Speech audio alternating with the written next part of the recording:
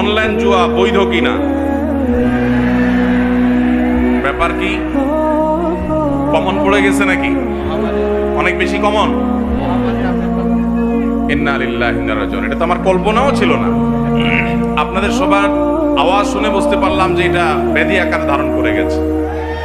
ভাইরা আমার, জুয়াকে আল্লাহ তাআলা হারাম করেছেন এবং শয়তানের কর্ম বলেছেন। আল্লাহ বলেছেন, ইন্নামাল খামরু ওয়াল মাইসিরু ওয়াল আনসাবু ওয়াল আজলামু রিজসুম মিন আমালিশ শাইতানি ফাজতানিবু।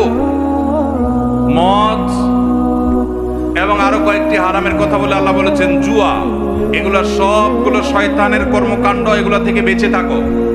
অতএব জুয়া, অফলাইনের জুয়া যেরকম হারাম, অনলাইনের জুয়াও সেই রকম হারাম। শুধুমাত্র আপনাদের এই সাতক্ষীরা এলাকাতেই নয়, গোটা দেশে আমাদের অনেক তরুণরা, অনেক মানুষ বুঝে না বুঝে বিভিন্ন মোবাইল অ্যাপস এর মাধ্যমে বিভিন্ন রকম অনলাইন বেটিং এর সাথে, জুয়ার সাথে তারা জড়িয়ে যাচ্ছেন। তারা জানেনও না যে তারা হারামের সাথে জড়িয়ে গেছেন। এই হারাম তাদের শুধুমাত্র জাহান্নামকেই ত্বরান্বিত করবেন না, দুনিয়াতে তাদের অশান্তি অনেকটাই অবধারিত এবং নিশ্চিত। জুয়া এবং এই জাতীয় হারাম বেটিং, এগুলোর মাধ্যমে হারাম কাজ করে, হারাম উপার্জন করে সুখের সাগরে ভাসছে, অনেক সুখী আসছে, সুখী আছে, এরকম মানুষ আপনি খুব একটা দেখাতে পারবেন না, মানুষই দেখাতে পারবেন না। টাকা পয়সা হতে পারে, কিন্তু সুখ আল্লাহ তাআলা কখনো হারামে রাখেন নাই।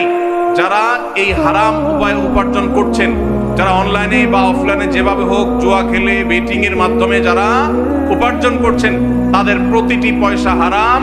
তাদের ইবাদত কবুল হবে না, দোয়া কবুল হবে না, এবং যেই দেহ যা হারাম দ্বারা গঠিত হয়েছে, নবীজি সাল্লাল্লাহু আলাইহি সাল্লাম বলেছেন যে সেই দেহ জাহান্নামের জন্য উপযুক্ত, সেটা জাহান্নামে যাবে।